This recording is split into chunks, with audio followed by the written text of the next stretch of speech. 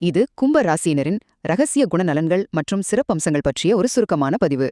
கும்பராசிக்காரர்களை புரிஞ்சுக்கிறது கொஞ்சம் கஷ்டம்னு சொல்லுவாங்க. ஏன்னா அவங்களோட சிந்தனை முறை ரொம்பவே வித்தியாசமா இருக்கும். அது தெரிஞ்சுக்கிட்டா அவங்கள பற்றிய பல ஆச்சரியமான விஷயங்கள் உங்களுக்கு புரியும். இதுல முதலாவதா நாம கவனிக்க வேண்டியது அவங்களோட சுதந்திரமான சிந்தனையை தான். யார் என்ன சொன்னாலும் சரி, கண்மூடித்தனமா எதையும் ஃபாலோ பண்ணவே மாட்டாங்க. அது மட்டும் இல்லாம எப்பவுமே மனசுல புது புது ஐடியாக்களை வச்சிருக்கக்கூடிய செம்ம கிரியேட்டிவான ஆட்கள் இவங்க. இரண்டாவதா பாத்தீங்கன்னா, இவங்க ஒரு சிறந்த எதிர்கால சிந்தனையாளர்கள்.